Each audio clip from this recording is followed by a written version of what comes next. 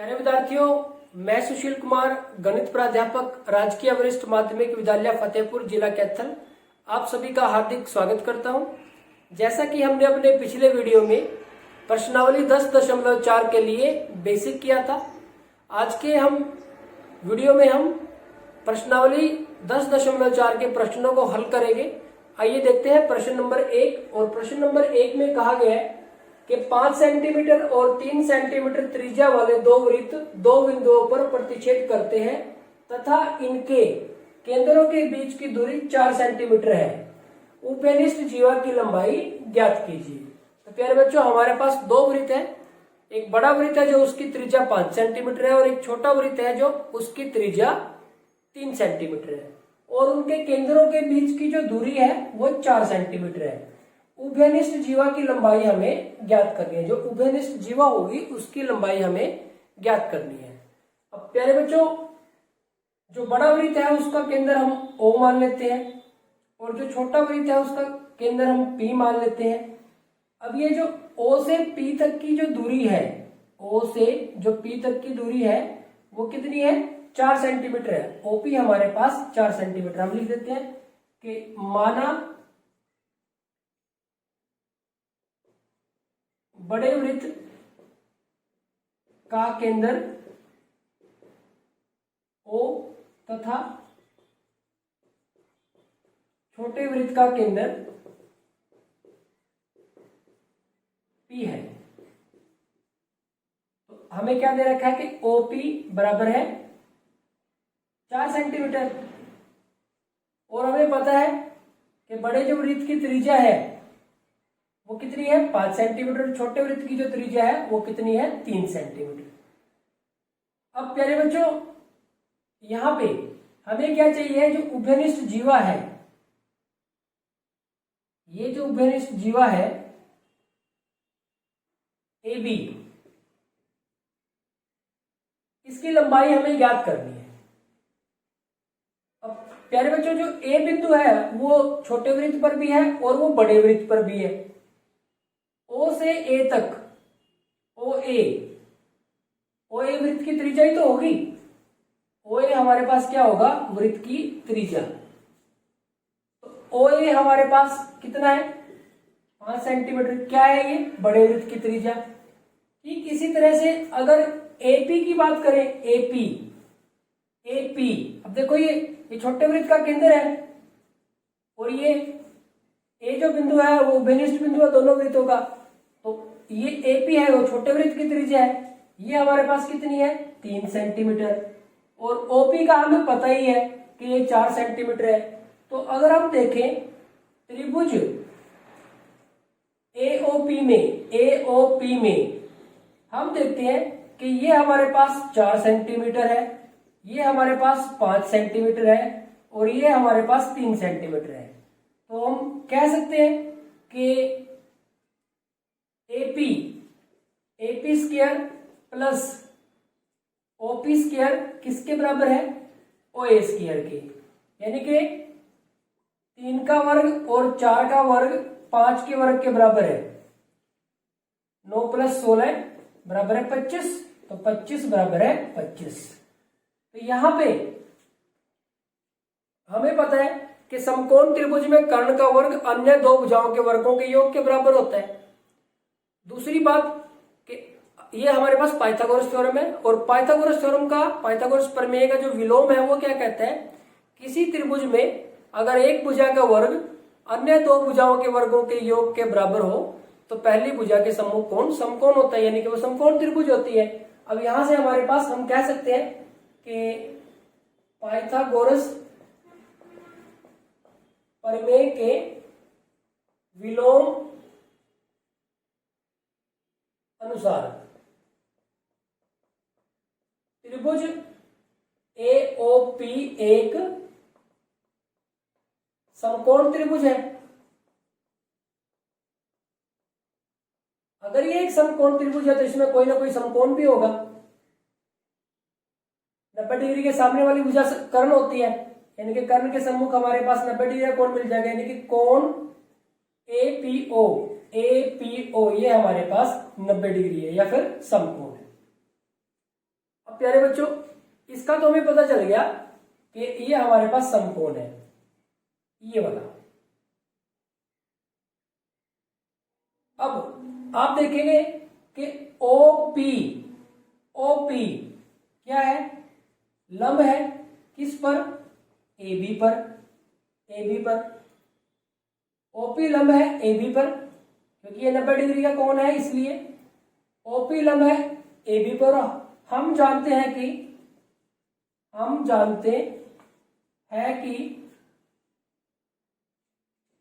केंद्र से जीवा पर डाला गया लंब जीवा को समद्विभाजित करता है। केंद्र से जीवा पर डाला गया लंब जीवा को समद्विभाजित करता है। अब देखो, ओपी लंब है और AB जीवा है, इसका मतलब AP बराबर है PB, AP बराबर है PB। अब AP का मान तो हमारे पास कितना है? 3 सेंटीमीटर, तो ये दोनों ही कितने हो जाएंगे हमारे पास? 3 सेंटीमीटर। और हमें क्या निकालना है? उभयनिष्ठ जीवा, यानी कि AB का मान निकालना है। AB का मान क्या होगा? जितनी AP है और उतनी PB या BP है, तो या तो हम लिख सकते हैं कि AB बराबर है AP प्लस PB। AP भी हमारे पास 3 सेंटीमीटर है और PB भी हमारे पास 3 सेंटीमीटर, तो कितना आ जाएगा? 6 सेंटीमीटर। ये हमारे पास इसका आंसर आ जाएगा। या आप सीधा ही लिख सकते हैं कि AB is twice of AP। जो AB है वो AP की डबल है, यानी कि 2 गुना में 3, 6 सेंटीमीटर। तो इस तरह से भी कर सकते हैं या फिर इस तरह से भी कर सकते हैं, किसी भी तरीके से आप इसको कर सकते हैं। तो प्यारे बच्चों, ये हुआ हमारे पास एक्सरसाइज 10.4 का क्वेश्चन नंबर 1। आगे बढ़ते हैं क्वेश्चन नंबर 2 की तरफ। देखते हैं सेकंड क्वेश्चन में क्या कहा गया है।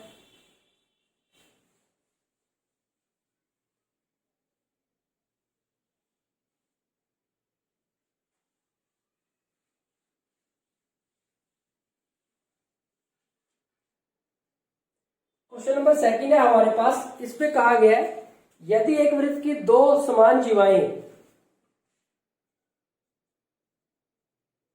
यदि एक वृत्त की 2 समान जीवाएं वृत्त के अंदर प्रतिच्छेद करें, वृत्त के अंदर प्रतिच्छेद करें,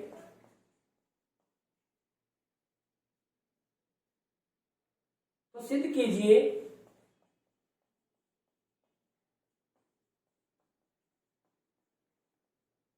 कि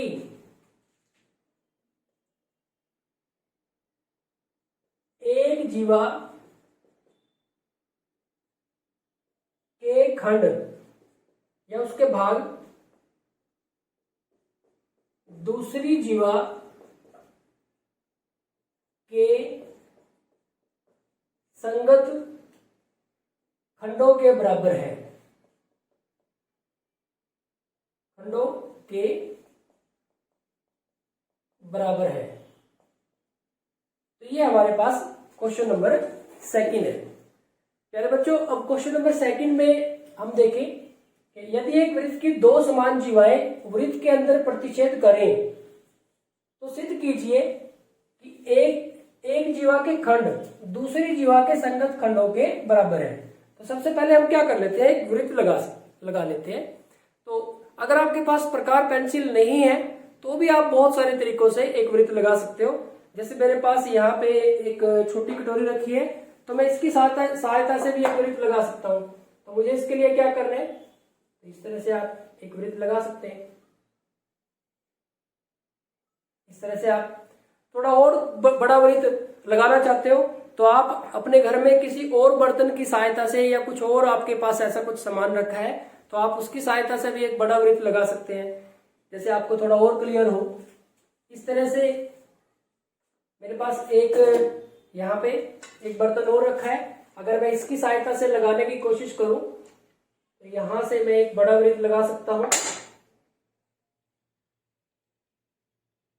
इस तरह से भी आप वृत्त लगा सकते हैं। तो आपके पास जो साधन उपलब्ध है उनका प्रयोग करके भी आप वृत्त लगा सकते हैं। तो अब यहां से उसने कहा है कि एक वृत्त की दो समान जीवाएं वृत्त के अंदर प्रतिच्छेद करें। कोई भी दो जीवाएं कहीं भी बना सकते हो आप, दो जीवाएं दो, बस ये बात ध्यान रखनी है कि वो दोनों समान है। तो मान लो हम एक जीवा यहां पे ले लेते हैं ए बी, हमने एक जीवा ले ली ए बी, दो समान जीवाएं, एक और ले लेते हैं प्रतिच्छेद करती हुई दो जीवाएं, क्योंकि प्रतिच्छेद करती हुई की बात है। तो एक हम यहां पे ले लेते हैं सी डी, ये किसी बिंदु पर प्रतिच्छेद कर रही है, हम इस बिंदु को ले लेते हैं ई बिंदु जहां पे ये प्रतिच्छेद कर रही है। तो सिद्ध कीजिए कि एक जीवा के खंड दूसरी जीवा के संगत खंडों के बराबर है, हमें यह सिद्ध करना है। और प्यारे बच्चों यहां पे हम इस वृत्त का केंद्र ले लेते हैं कि केंद्र इस वृत्त का ओ है। तो देखिए हमें सबसे पहले दिया गया है, हमें क्या दिया हुआ है, हमें दिया है एक वृत्त जिसका केंद्र O है तथा समान लंबाई की दो जीवाएं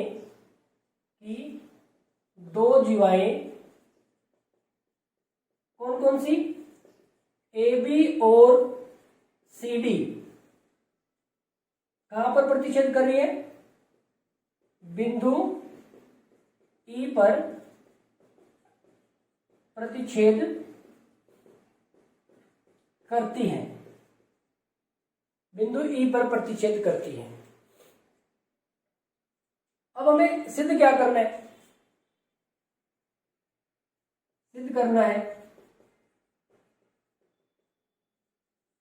हमें सिद्ध करना है कि एक जीवा के खंड, मान लो ए बी जीवा के खंड है, ए बी जीवा का खंड हमारे पास कौन सा है, दो टुकड़े जब प्रतिच्छेद किया एक बिंदु पे तो एक तो ए ई हो गया, ए ई, और एक ई बी हो गया। तो ये दूसरी जीवा के संगत खंडों के बराबर है। अब देखो ये ए ई बड़ा है तो यहां से ये है, इसको आप सी लिख लें और इसको डी लिख लें, ज्यादा बढ़िया सिमेट्री बनी रहेगी कि ए ई किसके बराबर है, सी ई के, और ई बी कह लो या बी ई कह लो, एक ही बात, उसमें कोई फर्क नहीं है। ई बी किसके बराबर है, ई डी के। तो ये हमें सिद्ध करना है। प्यारे बच्चों अब आप देखें किस तरह से करेंगे इसके। हम क्या करते हैं, रचना करते हैं इसके लिए। पहले रचना में आप देखेंगे कि ओ बिंदु से ए बी जीवा पर लंब खींचा, ओ केंद्र से ए बी पे लंब खींचा ओ एल, इसी तरह ओ से सी डी जीवा पर भी लंब खींचा ओ एल। तो क्या किया हमने, ओ एल लंब ए बी, इसी तरह से ओ एम लंब सी डी खींचिए। और क्या करें,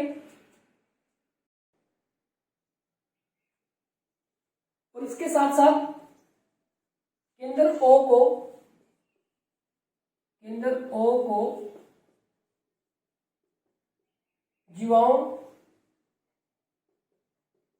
के प्रतिच्छेद बिंदु ई से मिलाए।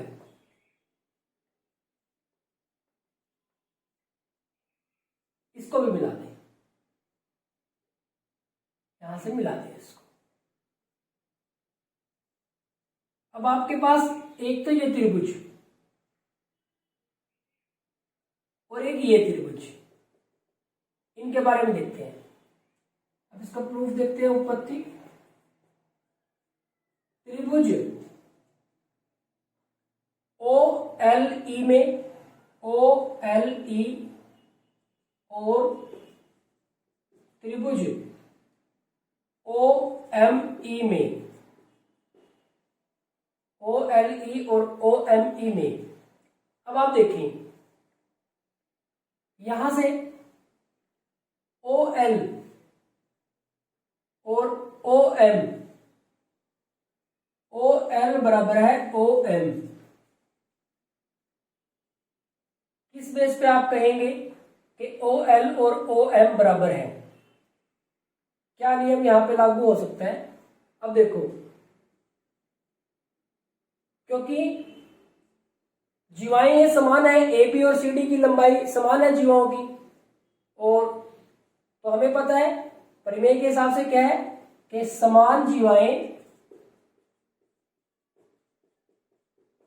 केंद्र से समान दूरी पर होती हैं, दूरी पर होती हैं। तो ये नियम लग गया यहां पे, एक बात।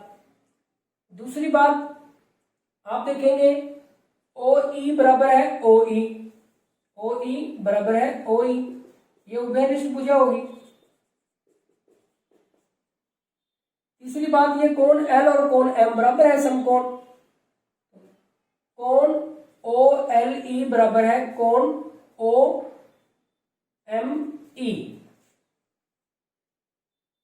तो आप देखें कौन से नियम के हिसाब से एक समकोण बराबर हो गया, समकोण के सामने वाली भुजा यानी कि कर्ण, यानी कि आर एच एस सर्वांग समता नियम के अनुसार, नियम के अनुसार हम कह सकते हैं कि त्रिभुज कौन सी, ओ एल ई सर्वांग सम है त्रिभुज ओ एम ई के, ओ एम ई के। अब अगर ये त्रिभुज सर्वांग सम है तो इनके संगत भाग भी बराबर होंगे, इनके संगत भाग बराबर होंगे तो इसका मतलब जो एल ई है वो किसके इक्वल होगा, एम ई के। जो एल ई है और जो एम ई है बराबर होगा, इसको हमने एक समीकरण का नाम दे दिया एक। आगे बढ़ते हैं। दूसरी बात, अब देखो ये जीवाएं बराबर है, ए बी बराबर है सी डी, ये तो दिया है। अब अगर ए बी सी डी बराबर है और जो केंद्र से जीवा पर डाला गया लंब जीवा को समद्विभाजित करता है, दो बराबर भागों में बांटता है, तो इसी तरह से ओ एल लंब है ए बी पर और ओ एम लंब है सी डी पर, तो दो बराबर भागों में बांटता है। तो इसका मतलब क्या हुआ कि 1/2 ए बी, इनके आधे भी बराबर होंगे सी डी। अब ए बी का आधा, क्योंकि ओ एल इसको दो बराबर भागों में बांटता है, तो ए बी का आधा ए एल के बराबर है, ए एल बराबर है, और सी डी का आधा, सी डी का आधा हमारे पास ए बी का आधा तो ए एल के बराबर है और सी डी का आधा सी एम के बराबर है सी एम। इसको समीकरण 2 मान लिया। अब आप देखेंगे इसको भी आप समीकरण का नाम देना चाहे तो किसी समीकरण का नाम दे सकते हैं, इसको भी यहाँ पे भी क्या पता कहीं यूज करना पड़ जाए तो इसको 2 लिख देते हैं। इसका तो हमने यूज कर लिया, तो इसको हम समीकरण 3 कर देते हैं। ये हमारे पास दिया है क्योंकि बराबर है जीवाएं। अब आप देखेंगे कि ए एल ये है हमारे पास और एल ई ये है। देखो ए एल है और एल ई है। समीकरण 1 और 3 को जोड़ने पर, समीकरण 1 और 3 को जोड़ने पर, या फिर आपको क्योंकि पहले ए एल लिखना है या इसमें कोई फर्क नहीं है, देखो L E plus A L, L E plus A L बराबर होगा M E plus C M. अब देखो एल ई ये है और ए एल ये है, इसको पूरे को जोड़ेंगे तो क्या हो जाएगा, ये ए ई, और एम ई ये है और सी एम ये है, तो इसको पूरे को जोड़ेंगे तो ये क्या हो जाएगा, सी ई। आ गया हमारे पास, कौन सा आ गया, ए ई और सी ई बराबर आ गया। ये आंसर आ गया पार्ट 1। पार्ट 1 प्रूव हो गया। अब क्या प्रूव करना रह गया कि ईबी और ईडी ये भी बराबर है। प्यारे बच्चों अब आप देखें कि हमारे पास ए बी किसके बराबर है, इसको समीकरण 4 मान लिया। ए बी किसके बराबर है, सी डी के बराबर है, और ए ई किसके बराबर है, सी ई के बराबर है।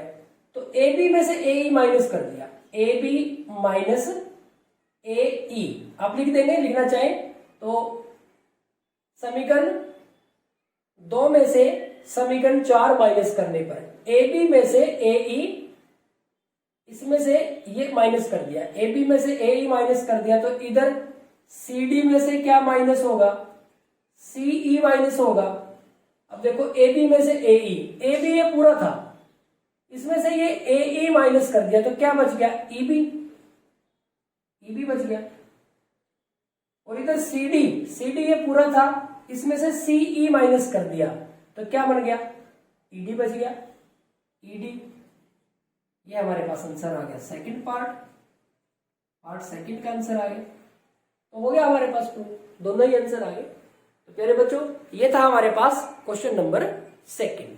तो क्वेश्चन नंबर सेकंड और क्वेश्चन नंबर थर्ड ये बिल्कुल सेम पैटर्न के क्वेश्चन है। एक बार इसको यहां से हटाने से पहले एक बार क्वेश्चन नंबर थर्ड की हम स्टेटमेंट पढ़ रहे हैं, ताकि आपको इन दोनों के बीच में जो सिमिलरिटी है उसका पता चल जाए। क्वेश्चन नंबर थर्ड में कहा गया है, यदि एक वृत्त की दो समान जीवाएं वृत्त के अंदर प्रतिच्छेद करें तो सिद्ध कीजिए कि, यहां पे भी देखो ऐसे लिखा हुआ है, यदि एक वृत्त की दो समान जीवाएं वृत्त के अंदर प्रतिच्छेद करें तो सिद्ध कीजिए कि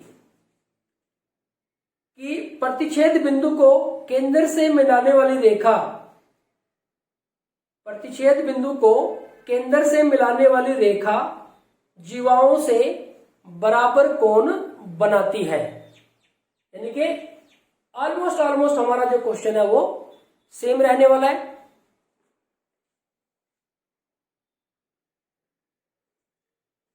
मेरे बच्चों अब देखो हमने क्या किया, ये अभी प्रूफ तो सेकंड का ही लिखा हुआ, हमने थर्ड की स्टेटमेंट लिखी है। यहां पे कहा है कि यदि एक वृत्त की दो समान जीवाएं वृत्त के अंदर प्रतिच्छेद करती है, तो हमारे सेकंड क्वेश्चन में भी ऐसा ही था। तो सिद्ध कीजिए कि प्रतिच्छेद बिंदु को केंद्र से मिलाने वाली रेखा, ये प्रतिच्छेद बिंदु ई था, केंद्र से मिलाने वाली रेखा हमारे पास यानी कि ओ ई जीवाओं से बराबर कोण बनाती है। जीवा कौन सी है हमारे पास, ए बी, और दूसरी कौन सी है, सी डी, तो ये बराबर कोण बनाती है। अब देखो प्यारे बच्चों हमारे पास दिया क्या गया, दिया यही है, एक वृत्त जिसका केंद्र ओ है, समान लंबाई की जीवाएं ए बी और सी डी है, और बिंदु ई पर प्रतिच्छेद करती है। अब सिद्ध करना है क्या है, ये देखें हमें क्या सिद्ध करना है, हमें सिद्ध करना है कि जो प्रतिच्छेद बिंदु को केंद्र से मिलाने वाली रेखा है, प्रतिच्छेद बिंदु को केंद्र से मिलाने वाली रेखा ओ ई जीवाओं से बराबर कोण बनाती है। तो देखो ओ ई, एक तो जीवा के साथ कोण बन रहा है ये वाला, एक तो हमारे पास जीवा के साथ कोण बन रहा है ओ ई का, जीवा के साथ ये वाला कोण बन रहा है, यानी कि कौन सा कोण हो गया, कोण ओ ई एल, कोण ओ ई एल, तो समकोणीय है। और दूसरा कोण कौन सा बन रहा है, ओ ई, इस जीवा सी डी जीवा के साथ ओ ई एल कह लो या ओ ई ए कह लो, पूरा भी कह सकते, इसमें कोई दिक्कत नहीं है। और इधर से इस जीवा के साथ ओ ई एम, तो ये ओ ई एम, ये हमें सिद्ध करना है। तो रचना के स्टेप वही है कि हमने क्या किया, ओ एल लंब ए बी पर खींचा और ओ एम लंब सी डी पर खींचा, ये खींची और ओ को और ई को मिला दिया हमने आपस में। अब इन दोनों त्रिभुजों की फिर बात हुई, उसी तरह से हमने इनको क्या कर दिया, इनको हमने सर्वांग सम प्रूव कर दिया। अब प्यारे बच्चों अगर ये दो त्रिभुजें सर्वांग सम है, अगर ये दो त्रिभुजें सर्वांग सम है तो इनके संगत भाग बराबर होंगे। अगर इनके संगत भाग बराबर होंगे तो तीनों भुजाएं संगत भुजाएं के बराबर होंगे और तीनों कोण संगत कोणों के बराबर होंगे। तो ये वाला कोण है जो इस कोण के बराबर होगा, सीधी सी बात है। तो यानी कि हमारे पास क्या आ जाएगा, हमें कोण OEL बराबर होगा, कोण OEL बराबर होगा किसके, कोण OEM के। कौन से नियम के हिसाब से, CPCT, इस नियम के सर्वांग सम त्रिभुजों के संगत भाग, इसके हिसाब से ये दोनों आपस में बराबर हो जाएंगे। तो यही तो हमें प्रूव करना था मेरे बच्चों। क्वेश्चन नंबर 2 और क्वेश्चन नंबर 3 बिल्कुल सेम है। यहाँ पे हमने क्या किया है, वहां पे हमें भुजाओं के लिए आगे बढ़ना था, रेखाखंडों के लिए आगे बढ़ना था, यहाँ कोण के लिए। तो उसमें भी हमने ये 2 त्रिभुजें सर्वांग सम दिखाई, यहाँ पे भी 2 त्रिभुजें सर्वांग सम दिखाई। अगर त्रिभुजें सर्वांग सम है तो उनके संगत भाग बराबर होंगे, यानी कि ये वाला कोण, कौन सा कोण, OEL और OEM आपस में बराबर होंगे, और यही तो हमें दिखाना था। तो सिद्ध हो गया। तो बिल्कुल सेम स्टेप है क्वेश्चन नंबर 2 और 3 के। तो यहाँ पे हमारा क्वेश्चन नंबर 3 कंप्लीट हो जाता है।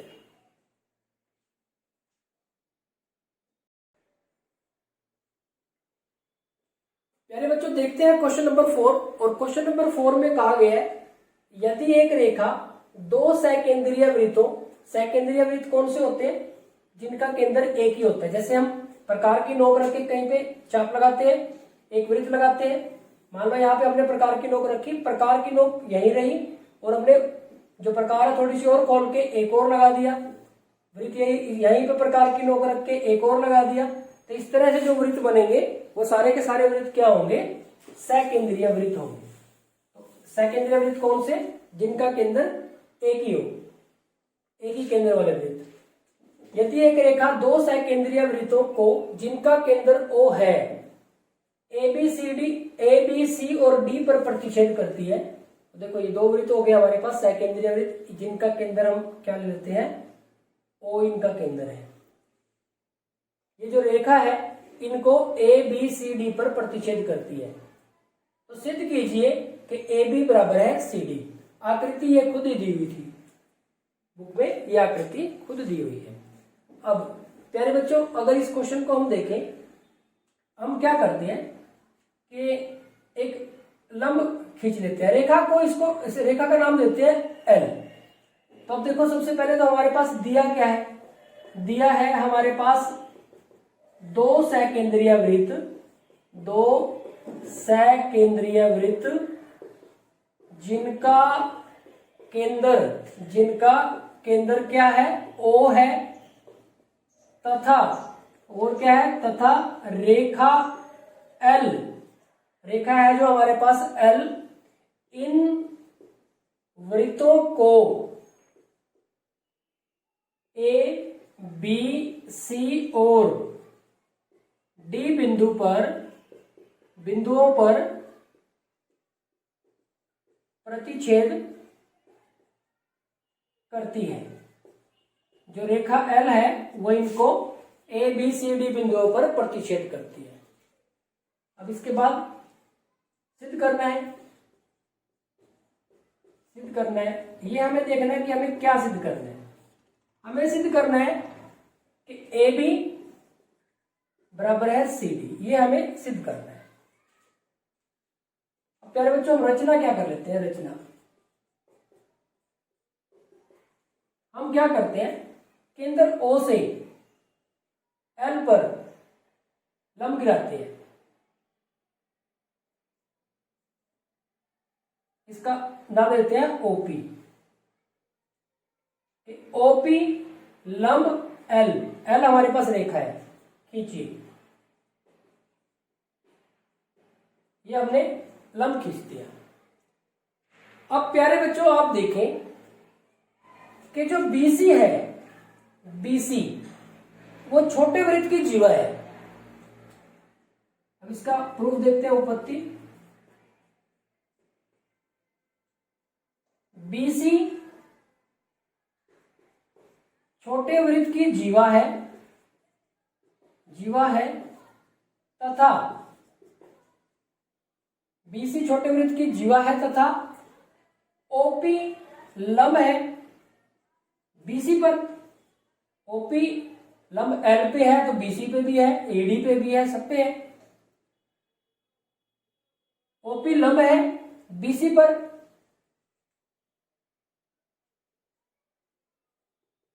हम जानते हैं कि वृत्त के केंद्र से जीवा पर खींचा गया लंब जीवा को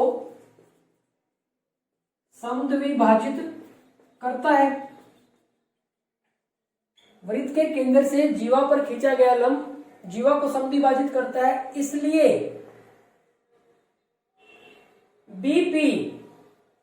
बीपी बराबर है पीसी। बीपी और पीसी बराबर होंगे। अब यही बात दोबारा फिर इसी प्रकार जो एडी है, एडी बड़े वृत्त की त्रिज्या है, सॉरी बड़े वृत्त की जीवा है, बड़े वृत्त की जीवा है। अतः यहां पे भी ये बात लागू होगी, यानी कि एपी बराबर है पीडी। ये हमने समीकरण 2 मान लिया। अब देखो हमें चाहिए क्या है, हमें चाहिए है एबी ये है देखो, और एपी ये पूरा है, बीपी ये है हमारे पास, देखो एपी भी है और बीपी भी है। तो क्या लिखेंगे, समीकरण 2 में से समीकरण 1 को घटाने पर समीकरण 2 एपी, समीकरण 1 में बीपी माइनस बीपी बराबर है समीकरण 2 पीडी माइनस पीसी। अब देखो एपी यहां से यहां तक, बीपी ये माइनस कर दिया तो हमारे पास एबी बच गया, एबी आ गया, और पीडी यहां से यहां तक, और पीसी ये माइनस कर दिया तो हमारे पास सीडी बच गया। Hence prove. यही तो हमें सिद्ध करना था, ये हमारे पास इसका आंसर आ गया। तो प्यारे बच्चों ये हो गया हमारे पास क्वेश्चन नंबर 4।